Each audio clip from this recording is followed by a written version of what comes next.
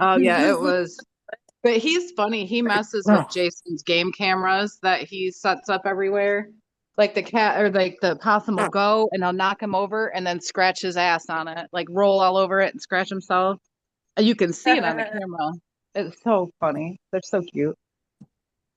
That's hilarious. Oh, oh, get the So it light out meant of your to get face. us live, so progress. Oh Oh, man. No, I beat dude. myself up. Oh, my incision's killing me. Stop bending over. I have to sit, Heather. What did you Damn it. have done?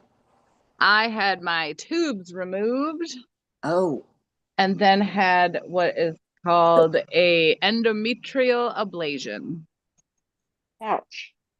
Good times. A lot of ouch. It's just the one side. It pulls. I think Heather's right. It's healing on the outside, but it's kind of pulling on the inside when I move. Mm-hmm. And it sucks. Yeah. I'm sorry. Mm-hmm. I had to have that done. It's just the one side though. So luckily it's not the right and it's not my belly button. But yeah. It sucks ass.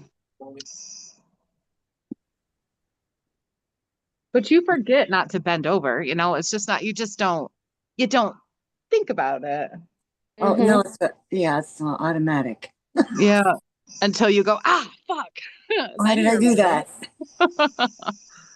Why do I have to move at all? Oh. What are you doing? Right. Let me see. I'm opening up my Kindle book. It was very interesting. So I read the first half of that, I think maybe before last week. So I don't remember much of the first half. I did get kind of the second half, the kind of where we talked about the breathing and then the blue flame and then the skeleton thing, which was very interesting. Mm-hmm. Very interesting. Yeah. I was like, okay, so that's really what I wanted to talk about, particularly in this chapter. Yeah.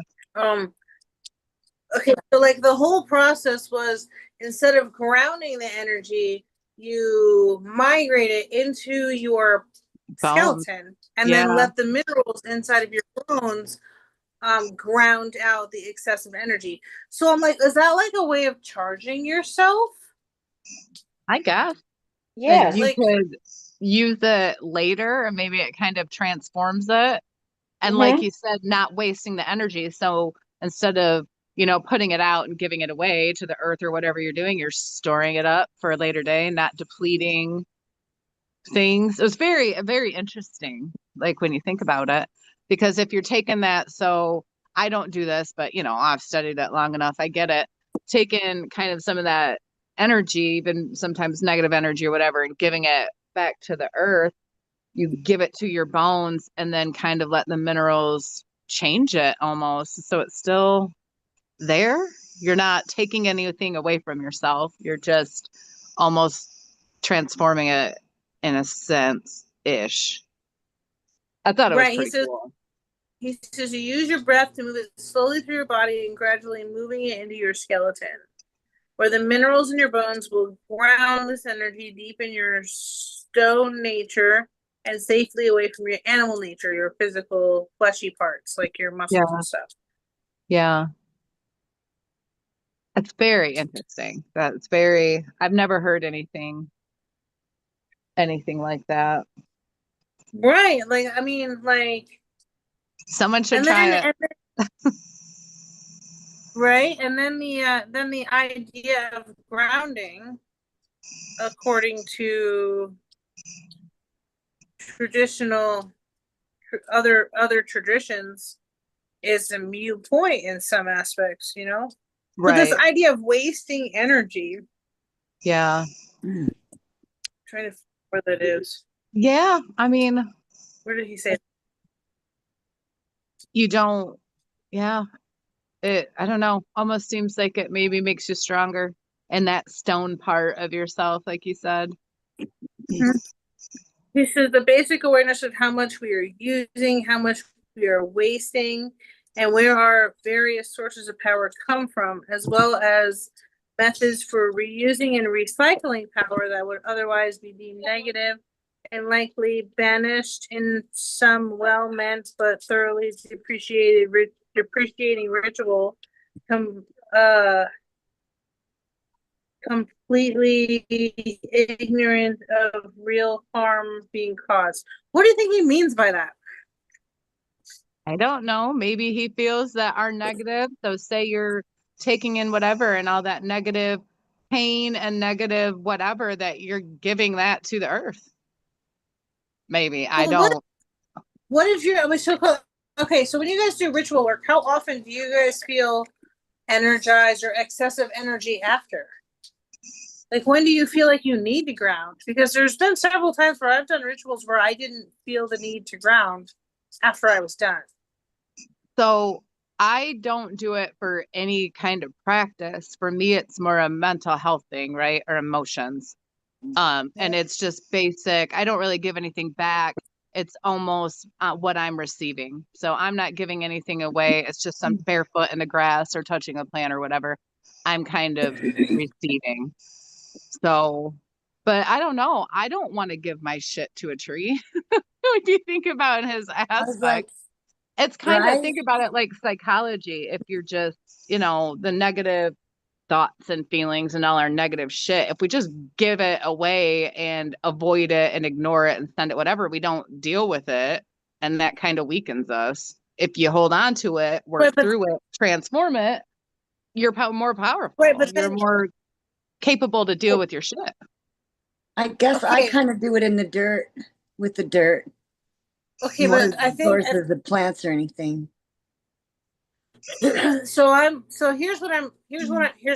me out. Okay, so in the traditional sense of creating magic, when you first do your ritual, you work up energy. Like you create energy from the things around you. You draw it from plants, you draw it from the sky, the water, the air, wherever it is you draw the crystals energy from, and then you hold it so that you can move that energy into the spell you're working. Okay, and so basically what I'm saying is, what happens to the leftover energy, the energy that isn't negative or positive? It's just ether energy. Like, what happens to that? Because that's how I see it when I'm thinking about like spell work. I'm not seeing the leftover energy that I didn't use as negative or positive. So I think it depends on your practice, because even when I was more pagan, right, when I was going to do something, the power or the, energy or, potato came from something else. So it came from the pagan gods back when, I was very much into the Greek gods. So it wasn't like they were giving me extra, or ancestors, right? Or whatever. I've never really pulled energy from nature. It came from like a specific source, right? Like a god or a spirit or whatever. Right. So I never felt that there was anything left over, kind of like you said, like to have to ground after, because I was just given what I needed, if that makes sense. Right. See, I don't always like ground after. It's like more of a mode of communication with the energy and the world like around you. And if I am using it for mental health, I don't really see that as negative or positive either, but I have more of the herbalist mindset of, excess or needing it. So again, it's like, it's a flow. It's not like I'm either taking or giving. It's a opening up of a passageway to interact in a mutual way with the world around. Kind of the circle. Right. Yeah. Like it's a cycle. Natural. Because I know that in Wicca, like in many Celtic or Celtic Wiccan rituals, like I've had people ask me over and over again, have you grounded, like after I was done doing the ritual, and I'm like, I don't understand why you keep asking me why I'm doing I need to do that. Because generally I don't. And so So that's what I like. Go in That's the kind of house. what I was, questioning. And then there's two different types of grounding. There's the recentering of ourselves, and then there's, I guess, the type that is connected to your magical work or your ritual work. But I guess that kind of gets mixed up. I think it's that different strokes for different folk. You know what I mean? Different individual intentions translations and don't mind. I've always connected. I mean, if I spend with a lot people, of energy, I think in some aspect, I think that there's a lot of people who do practice magic and then pull from themselves, and they don't know how to channel energy from outside of themselves. So at the end of a ritual, I would assume that because they're pulling it from themselves, they're trying to recharge by what they grounding kind again, of feel like by they reconnecting with charge. Might be, but for the most part, like when I'm working magic, like I'm pulling from what's around me to create. And then but I don't feel like it feels like I just channeled versus just used up my own energy. But this idea of storing inside of myself would be a good way to utilize your own personal power if you could figure out how to store, or you can channel extra energy from the outside inside of yourself, and then utilize yourself for your spell work, your personal energy. Like that would make sense from the personal reserves. But yeah, so he says in here that he uses the techniques learned in previous exercises to focus on the excess energy that is giving a sense of agitation or distress. And I'm not going to practice magic at all if I'm irritated, and that's when I'm going to use it more for grounding than I'm going to use it for anything else. Unless it's like rage magic, which I was known to do back in the day. I'd take those things and direct it at somebody that. Well, you're really transmuting your own personal shadows. That kind of magic, right? So that was all me, not calling on anyone, but that is high emotion. Do you know what I mean? High rage. That's straight for me. Whenever you're and to be honest, I felt better afterwards. Right. And dude, the purging rituals are not friendly rituals. They're usually not friendly. Yeah. And they come with a lot of pain. And that's so maybe usually for me right off it's usually off the cuff. Do you know what I mean? It's nothing that's planned out. It's like, I mean, I've like put hexes on people we know back in the day, Heather, from your past, back when you were going through shit, out of sheer, just being pissed off. Yeah, we know.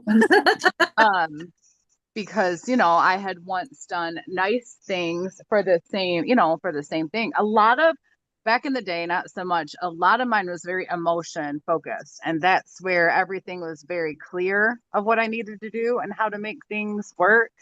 That all came from just me, my emotions, but I don't do that anymore because it's just probably gets out of hand and can lead me down just bad path. So I don't do that anymore. I don't put anyone in a freezer or a jar or bury dead things anymore. But yeah, it's I only do jar work. I only do freezer work when it's absolutely necessary. For the most part, I pretty much walk day to day in my positive aspect of things. Right. I openly speak to the universe as I need things. Right. I will do some work if I need to. But it's only it's only when I feel it's necessary. Yeah. Or when I need some direction and I need to focus my intention on something. Yeah. I have been doing more meditations lately. I'm allowing my gifts to come forward, because before I was kind of afraid of them, mostly because, when you have certain kinds of gifts and you start to like talk about them and like people start to look at you stupid, like you're crazy or some shit, you know. And my whole life I've been able to tell people ahead of time the situation, you know, like call it out. Um, I've known the outcomes of things before they happen. And like it comes to me. I know when something like with the Cassie thing, I was like, I wonder where Cassie is. Poof, there's Cassie. So it happens a lot. And I don't really like to talk about it much because people like start to look at you funny. But I'm starting to let more of that come through. I'm just not being as verbal about it. I'm just more, I've gotten to a point in my life where I can hear it, understand it, and go, okay, and then just watch it unfold. And I use it as a warning in most cases so that I can navigate my life around the bullshit. Yeah. So it's kind of nice. But for a long time I was like denying it, but I'm not really doing that anymore. So it's cool. It's good. You just see little red flags pop up everywhere and you know, stay away, stay away, stay away. Don't go there. Not doing that. Right. And there's sometimes where I'll tell somebody something and then they'll look at me like I'm crazy. And then, you know, hour, 2 hour, a week later, they're like, well, fuck. And I'm like, I told you. But it is what it is. But yeah, it's nice to let those things start to come through. Yeah, well, the more I think you try to stop something, the more it just keeps beating on that door. You know what I mean? The more you try to bury something, it just claws True. its way up harder. Mm-hmm. You just gotta face True. it and deal with it and find a way to live with it. Yeah, I mean, I've gotten to a point where I'm just okay with it. I'm okay with it. Like I know when there's someone like when I have a connection with someone, and I know when they're close by, even if I can't see them, like I could just sense them, or some thoughts will start coming through my head that are completely fucking random. I'm like, where did that come from? You sound like the Good Witch. Me and Claire listen to so we watch The Good Witch every night before bed. It's like our bedtime story. And you know, she always knows when someone's coming. Everyone's like, how do you do that? Exactly. Yeah. That's my shit though. It's funny because I'll just have these random thoughts that pop into my head about this person or like a situation or something. And then I'm like, why am I thinking about this? And then I'll turn my head and be like, oh, that's why. Or I'll open my phone and be like, oh, okay. Like, before I used to think that was just bullshit, but like it just keeps happening. So I'm like, all right, fine. Now I know what it is. I do that with Christina. I can tell when Christina is thinking about me or she's whatever, and like I won't talk to her for 6 months and I'll message her. She'd be like, what the fuck? I was just thinking about you or thinking about something. Like apparently you were calling out or something, sending the bat signal. Because you just know they just My sister does it with me too. She like sends me like a random ass shit. Like one time I was just having like a grumpy ass day and she sends me this random ass video that just made me laugh. And I was like, it was like the perfect time. And I like looked at her, I sent her a message and said, what am I doing with you? She didn't respond. I don't know. She's interesting. So what do you guys think about this blue fire thing? Like he talks a little bit about it being like, I was a little bit confused by the idea that he wants us to actually work with it. Yeah. But then before that said that it was really supposed to be worked with by the deity you're working with. So you know what I really liked about the beginning of that is, you know, he's talking about kind of before you visualize it to plant the seed, to actually look at a flame, to, I forget how he said it, seed your visual memory or something like that. And I just like how he worded. Yeah, I like how he worded that. That was pretty just helpful, I think. Because he compared to taking LSD. Like, No, I doubt that. I've taken a lot of LSD in my day. I'm gonna go no.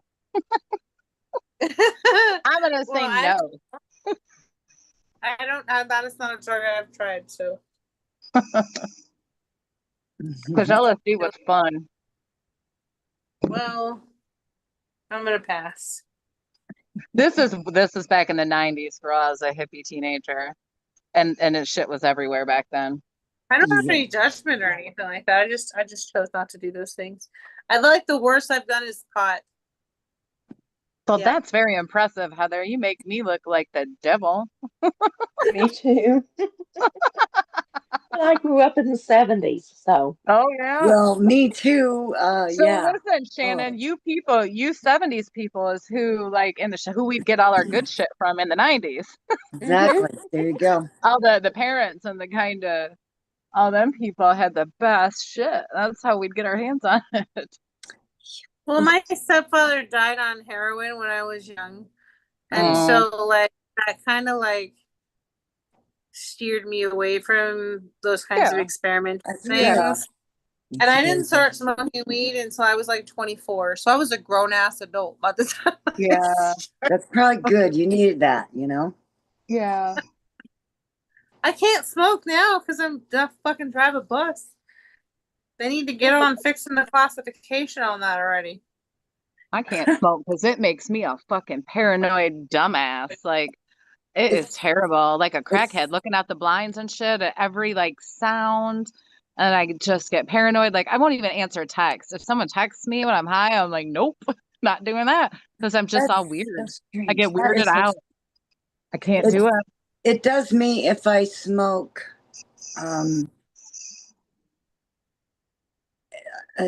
it's got to be really strong weed, but otherwise I don't. And everybody gets paranoid, and I don't understand that. I don't. I do like to clean though. I clean. I'll go to town cleaning, but then I get so confused. I'll start cleaning one thing and I'll go to put it away in another room, and then I'll see something in that room and I'll start cleaning that room. Oh, and yeah. then something else and shit, nothing gets done. And like I'd listen to Bob Dylan. My kids are like, what are you listening to? And I'm like, it's just my shit.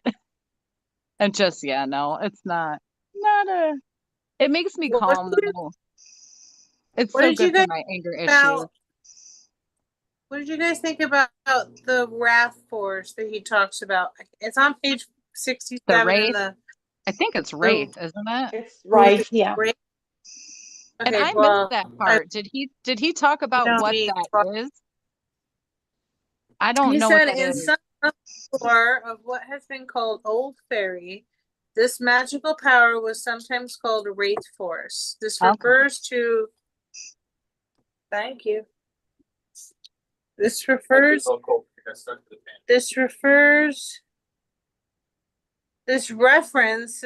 its invisible and unsustainable nature while acknowledging its close association to the human body.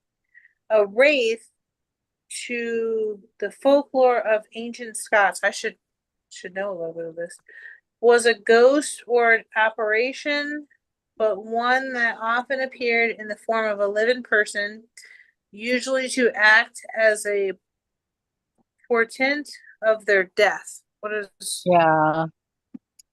Someone help me understand this. Almost like a That's banshee. an omen. A portent is an omen. Okay. It's like the banshee in Ireland, which was typically a woman in your family that passed that, would show up and kind of be the harbinger of death in a way. Oh, okay. But I think Wraith, that makes sense. Isn't that from like is Wraith in Lord of the Rings? I don't know why. My mind instantly went to the Nazgul. In my mind, that's what I. You said it is the life force personified. Its potency is evidenced by the mythological description of it surviving even death itself. It is the very step of life and the insubstantial quintessential energy blueprint for life before it actually becomes manifest. Huh. This is what nourishes and empowers us, not just in our magic, but in our mundane existence as well. Interesting. Good stuff. Yeah. Breath is life. And then there's a life force breathing exercise, and then life force and food.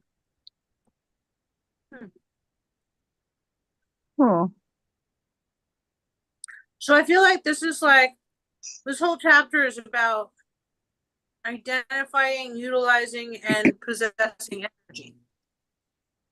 Mm-hmm. Yeah, and they're Would you very guys agree? specific. Yeah, and they're very specific tradition, kind of how they get Right. into their thing. I like that he brings in the different traditions. So he calls the Hawaiians call it mana. He touches on cultural appropriation, which I won't bother with right now.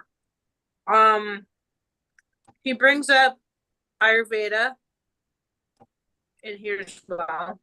Yeah. The Hindu prana. The Chinese qi. I thought that was all really cool. So like he seems to be really diverse in his ability to approach energy from different traditional aspects. Right. It's the same thing by many names, kind of an interpretation. Like, He even brings in Star Wars. yeah, well, the Force. Right? He shows the Force of Star Wars fame. All the scripts describe this type of vital energy that is unseen, but that can be tapped into various ways and directed towards increased health, vitality, just magical efficiency.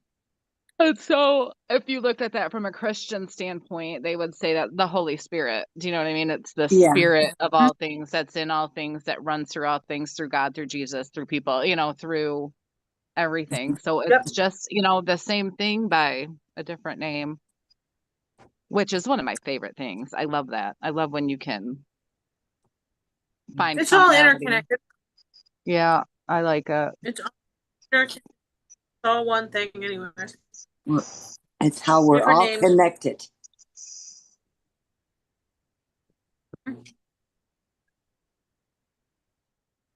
Ooh, yeah. I had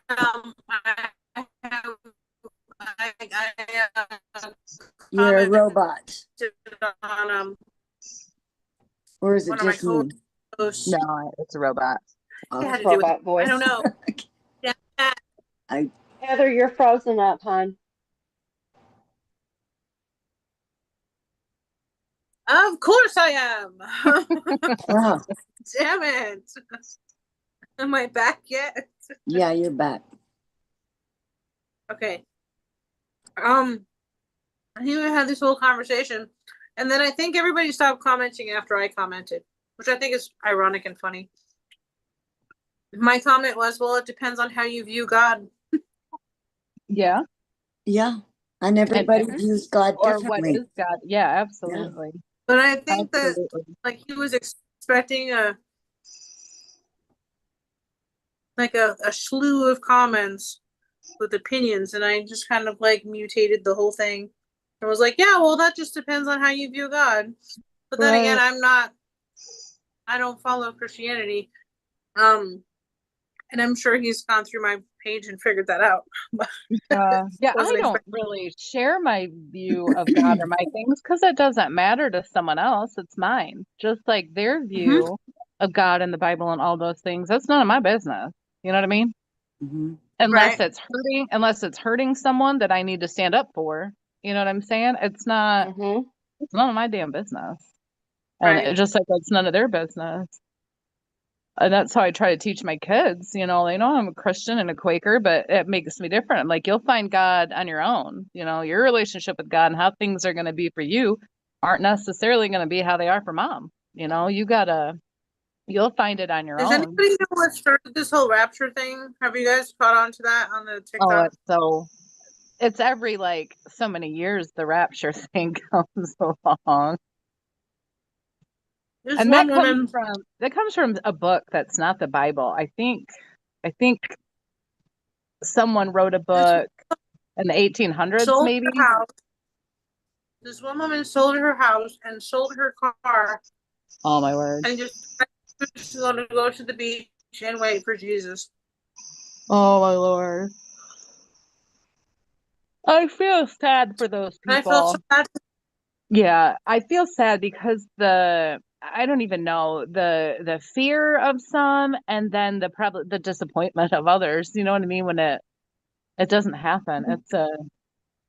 I don't know. It's very interesting. I don't know where that idea really came from. The social media hysteria.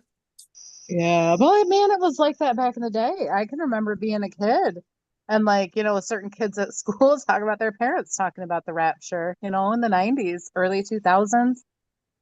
Like, It's I been a don't, thing, 99, we were all going to die. Y2K, remember?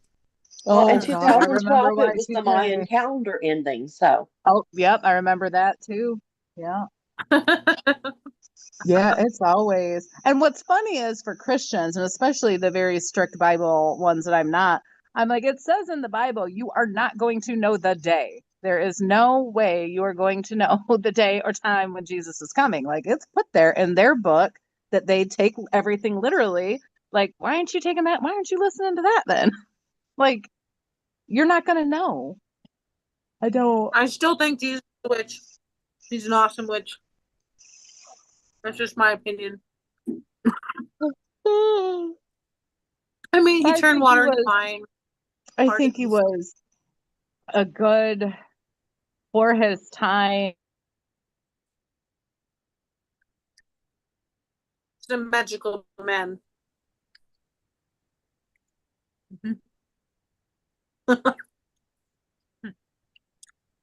What's she doing, Cassie? Thinking. Oh, am I back? yeah, you're You're back. thinking. Okay. It started raining, so my country internet went out. I had to turn on my phone internet. Mine? What? No, it's not yours. Here. No. Uh-oh.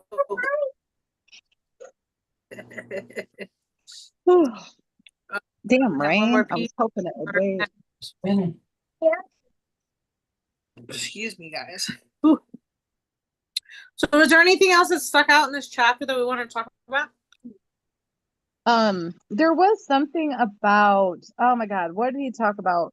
Maybe it was in the blue flame part, maybe not, but to where when everyone focuses their energy in the same frequency, they kind of tap into each other, and then something about the group's egregor. I don't know if I'm saying that right. Egregore. Egregore, thank you. You're welcome. And I'm not quite sure. I feel like my knowledge of that word comes from like fantasy TV shows, like vampire shows and shit. What is that? Is It it is the something that you presence of create? it indicates or suggests the presence of divinity, and it's an autonomous or group consciousness Okay. by the collective thoughts, beliefs, and intentions. Okay. I feel like when I heard it, it had to do with a bunch of people who had a common belief, the collective consciousness bringing something into existence, such as say a monster, or something by the whatever. And again, that comes from, I'm pretty sure, a TV show because I watch too much TV. So I wonder, I'm curious to like if it's different for each group. Is there one kind of thing in the whole tradition of fairy? Like what is there? Oh, I gotta go in. It's raining too hard. Damn it. I'm not really sure. Because I'm still like, this is like a complete tradition that I've been learning. So I haven't touched on this type of tradition before. So I'm just as confused. Yeah, I just wonder if it, because I know he said it's called fairy, but not everybody, works with or, does whatever with fairies. So I'm curious if it's specific to each, offshoot of their tradition, the different lineages, if there is something that, is overarching, for everybody. I'm curious, like, is it from their creation story? You know what I mean? To each small group. But their creation story is very interesting. It's it's interesting and it sounds, similar-ish to That's for all creations, stories, kind of, sort of. I find them fascinating. Like Greek, the only one I think I know the best was Greek mythology, and I'm so far removed from it, I can't remember all of it. But yeah, I'm curious. yeah, they're I'm curious what it is, specifically, or if it changes. It's different. Is it a fairy? Is it just a power? Is it a god of sorts? Is it energy? What they kind of tap into, what the frequency is, just out of sheer me being nosy. You know what I mean? I just want to know. I like to know. I like to know about people. I like to know what their practice. I like to learn about it. Even like you guys, individually, what you believe and how you do what you do. I think it's so interesting. I love learning about that stuff. That's why I like the books that right. are specifically on a specific Well, I'm sure he's tradition. going to dive more into it. Right. And that's what these last two books have been, is this fairy Yeah, tradition. So like I yeah, know as we continue to move through, we'll learn more about it. And I really yeah, think you should get you should definitely get the other one yeah. I know because when we're that done with was it. really interesting. Yeah. So in the other one, do they talk about like So fairies, fairies?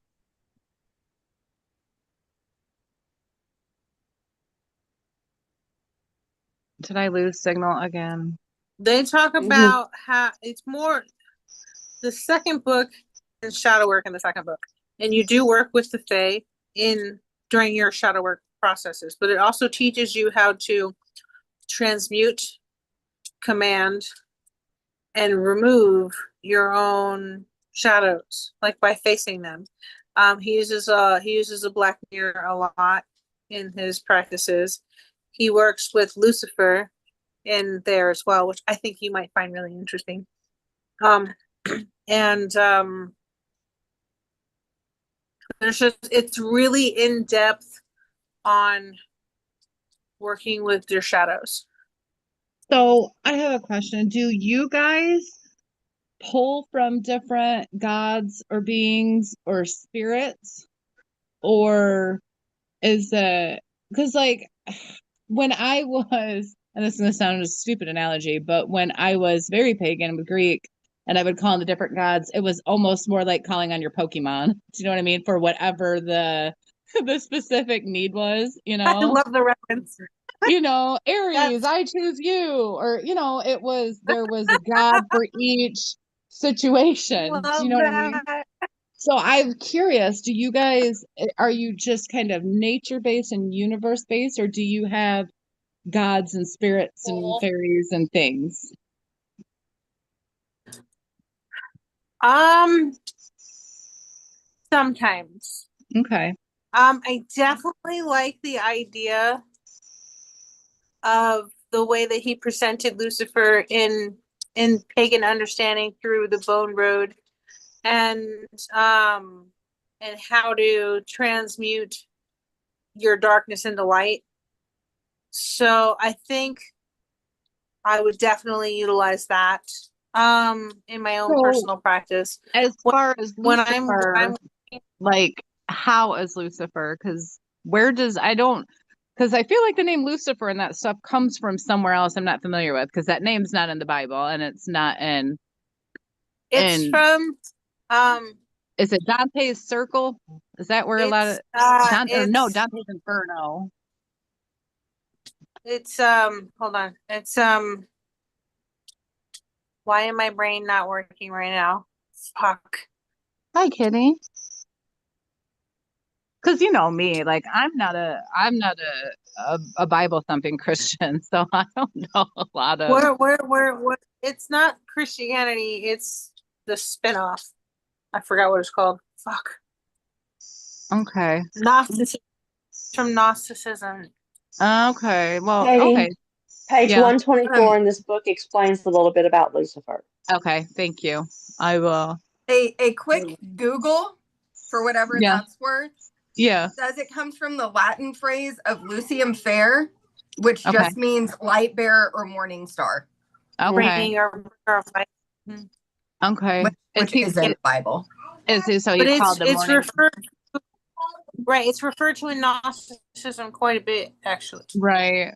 But I think so. The little bit I know from biblical scholars is when they talk about the dude that's the morning star, they're actually talking about a king, the king of Babylon, or not Babylon, but the king of somewhere. And so it wasn't even specifically talking about Satan the tempter, who we all, the kind of whatever. It's just interesting. It's just so interesting to me, the But different Lucifer in Well, things. the Gnosticism, Lucifer is Christians, not the referred Christians to corrupted as the name Lucifer. Right. Yeah, Yeah. it looks like it came from when they translated it from Hebrew and it Okay. stopped in Latin for a moment. And Okay. that And then switch it went all wonky. Yeah. Okay. Hmm. So it's so interesting. I try to get my information about that stuff. As you know, I wasn't raised Christian. So I try to go with biblical scholars instead of denominations, if that makes sense. Or, kind of Right. views. But I like the look into scholars. some Gnostic texts So I to have read some of the Gnostic books, Mary Magdalene's book, some of Enoch, I believe, is considered a Gnostic text. The Gospel of Thomas, I think I read at some point. So yeah, I got in, but the Gnosticism's been around just as long. The Gnostics were there from the beginning, before Rome, before Rome was Christian. right. This is kind Well, of he talks about Lucifer as the light bringer and the overseer of souls that torment themselves. So, okay, this might sound silly, but if you've watched the show Lucifer, okay, if little you bit. haven't watched that show, you should watch it. Watch I the do like whole it. thing. I love that actor. Okay. He's so good as Now, him. I aside from love him him. looking great, Mhm. the way that they wrote that Okay. is quite interesting. Okay. And so I'm not gonna like you have to Right. just watch the whole thing. Yeah. And watch it from a perspective of tradition, from like learning tradition, and watch it from that Okay. perspective, and you can correlate it to Christianity, Gnosticism, paganism, all of it. Like it's Yeah. all kind of in there. And Yeah. and so basically in the show, Lucifer is the overseer of the souls in hell that have damned themselves, because they're only there because they their own guilt traps them. So if they can get past their guilt, they can actually ascend up to heaven. So And so wait a in minute, but this I heard second, that in Judaism. There's a sect that's somewhat Jewish belief, actually. there's so much overlay, it's not even funny. But like in this book, in the second book, he talks about helping people across the bridge, and then going through hell with Lucifer and guiding souls up the ladder into heaven. Oh my God, that sounds like Hades. We can't force, like, it's a whole section. Yeah. Like I thought that whole chapter was fascinating. Yeah. So That it was great. I mean, doesn't it kind of sound like Hades is just kind of the underworld where you have three different, kind of places, and that's very interesting. You cross the river Styx, I think. Yeah, pay the boatman. Yeah, Yeah. for the pennies. How Yeah, there's interesting. so much overlapping. And what I really love about learning all this stuff is seeing all the connections. I'm like, oh, okay, that makes Yeah. sense why this happened. Uh-huh. And it's funny because as you go through and learn the different traditions, you're like, okay, this one took this part out, this one took that part out. Yeah. And you can put them all together like a little puzzle, and it's fantastic. I love it. Yeah. Oh no, it is my favorite thing. That's why I studied so much on Christianity and all that stuff before, I was a Christian just to learn.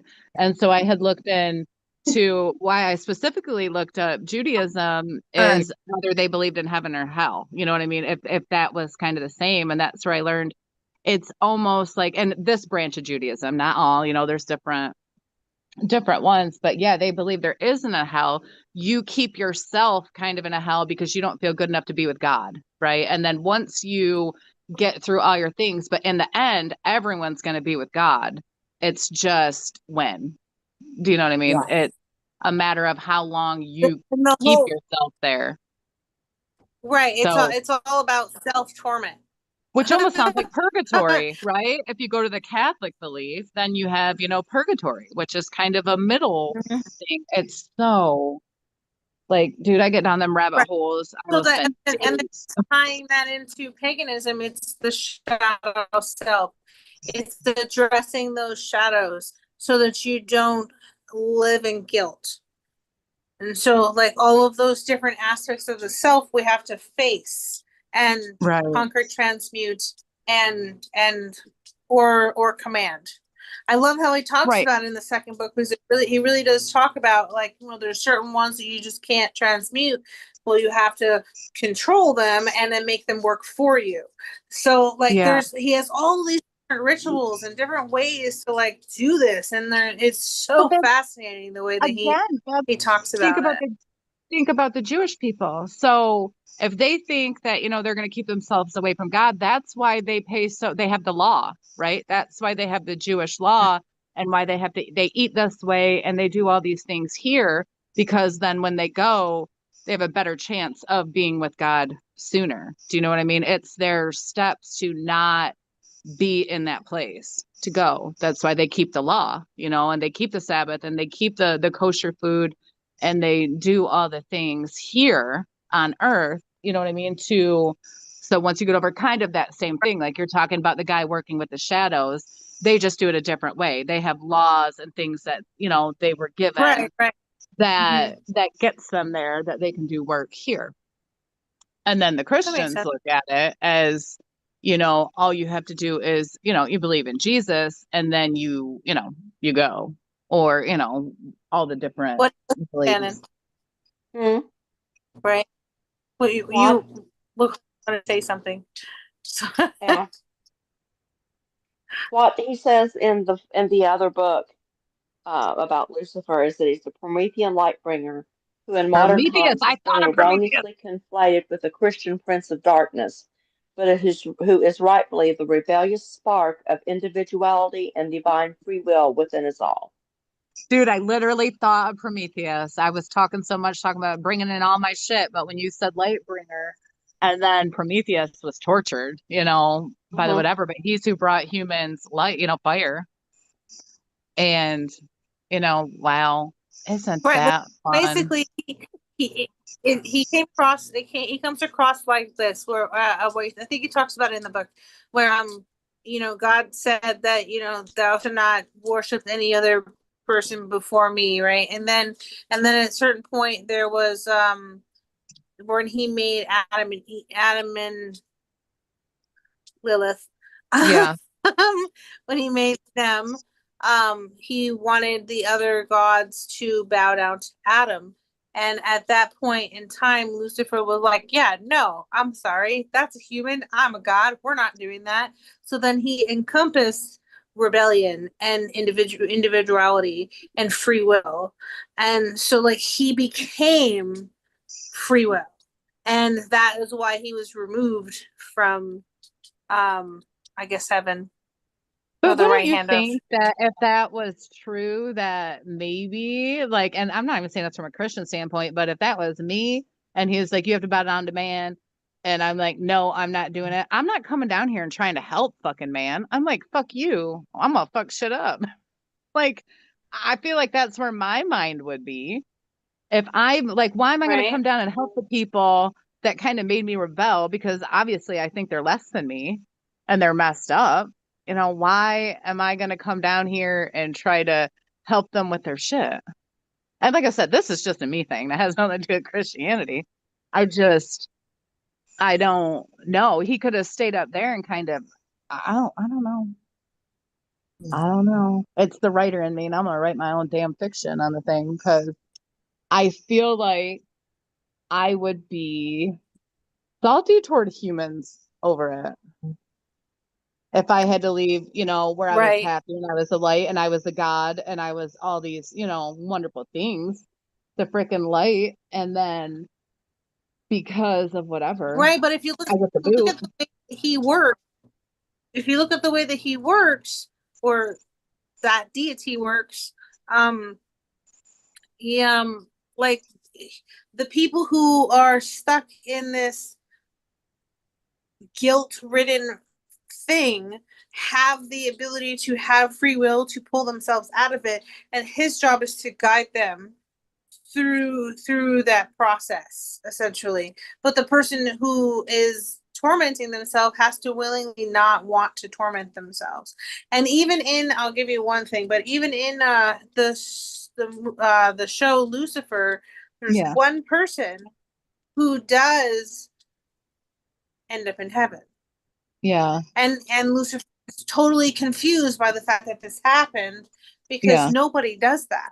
So in Lucifer's pursuit of doing what he was doing, the guy who went with Lucifer came to terms with his own guilt, and at some point in this interaction between him and Lucifer, he became willing to face it, overcome it, and go to heaven. So it, like I said, watch the whole show. Is really interesting. It's, you know, it's loosely got some stuff. It's fascinating. It's my favorite out of all of this. And he's amazing that I've ever watched. I like watching him. And he's fine as hell. Yeah, he ain't bad looking. Look at that.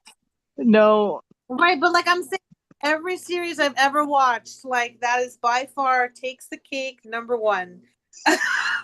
Like, I literally spent $50 on that whole fucking season. I would too. I'm gonna go, ladies. You guys have a good night. And good, you too, Terry. All right, coming to you for Terry. healing. Okay, I'm gonna turn off the